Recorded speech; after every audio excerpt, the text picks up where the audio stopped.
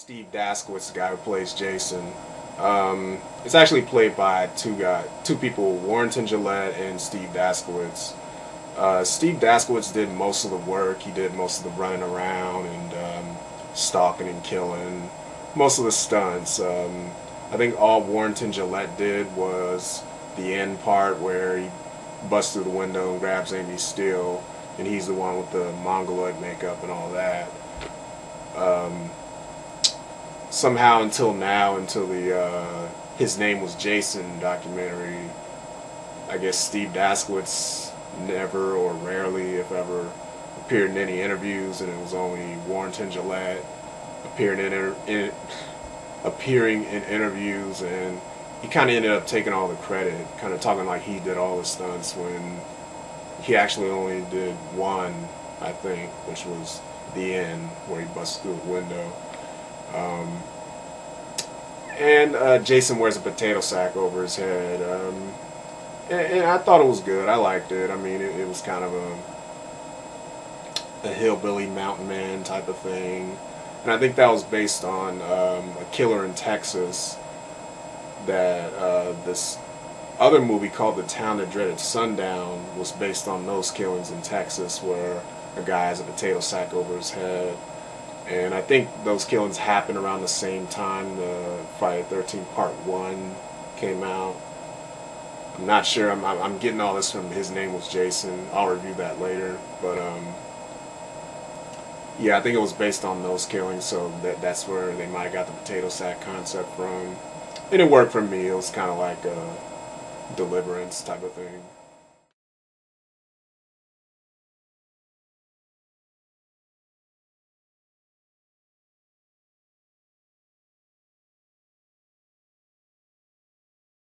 And next up, we got Friday the 13th Part 3 in 3D, directed by Steve Miner again in 1982, and starring Richard Brooker as Jason.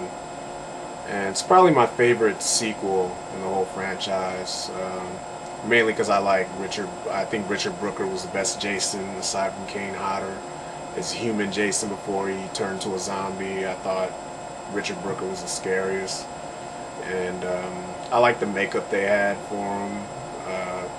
It's a little bit different than Part 2. In Part 2, he had hair on one side, and the bald mongoloid side was a little more angular and just kind of sharp featured. In this, like, his whole face is a little more fat.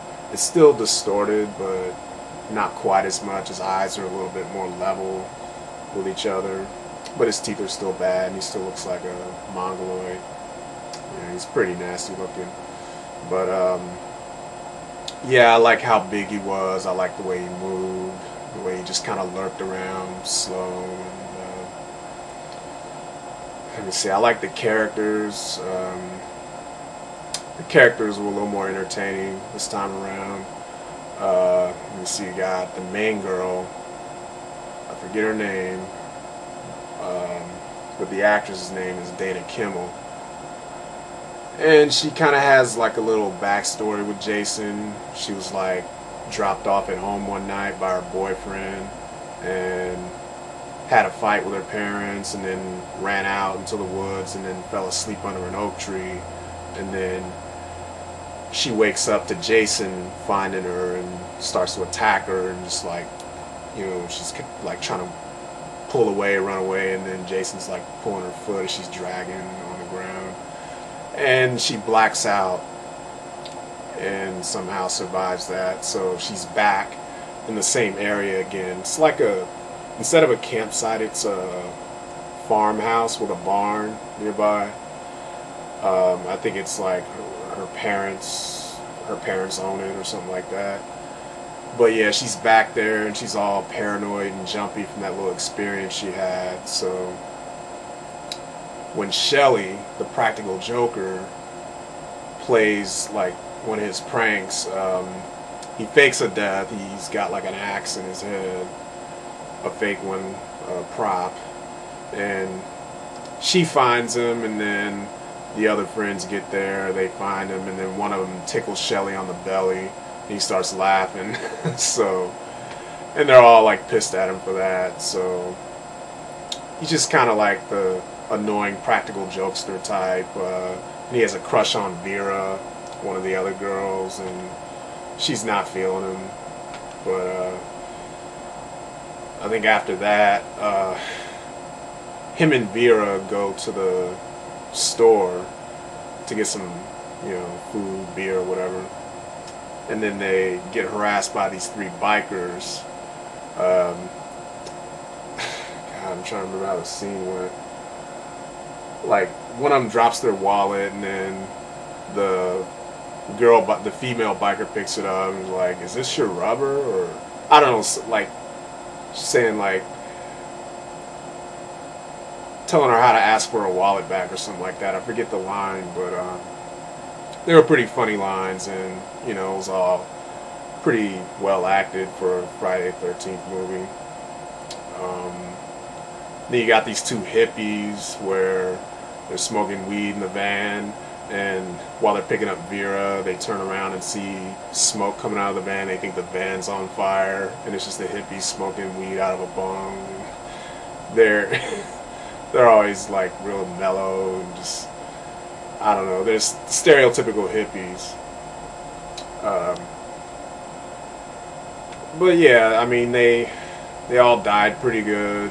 Let me see. You got a machete through the back, like from under a bed or a hammock. You got a guy split in half while he's walking on his hands, doing handstands. Shelly gets his throat slit.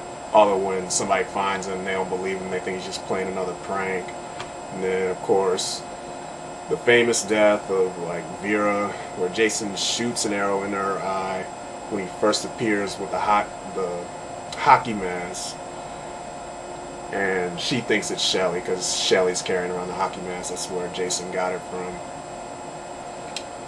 So, and I'm sure all the deaths look better in 3D. Like, I didn't know this movie was 3D when I first saw it. I saw it on VHS, so some of the shots didn't make sense to me, like baseball bat sticking in the camera, or in the beginning where Harold was, picking up that stick to hold up the laundry that was drying or something like that. It was sticking in the camera, or the yo-yo thing. I mean, it looked okay in 2D, but I just didn't get why things were always sticking in the camera so close a lot. And then eventually I found out it was 3D. So, yeah, it works well enough in 2D, but I'm sure it would have been even better in 3D. Too bad I didn't get to see it like that. But probably my favorite death would be Ali's death, one of the bikers. Well, first, technically, it's like two death scenes, but he doesn't die the first time. You think he does, but he doesn't. He goes in the barn after the two other bikers get killed, and then he finds one of them, and then Jason jumps down from the top floor, and Ali sees him. He picks up a machete nearby, goes to where Jason is, and tries to swing the machete at him, but Jason knocks him down, or knocks the machete out of his hand, and then he knocks him down on the ground, starts hacking away at him, boom, boom, boom, like 3 times, and you're thinking he's getting all cut up, like all up in his head and his ribs, like you think he's getting like just everything severed off.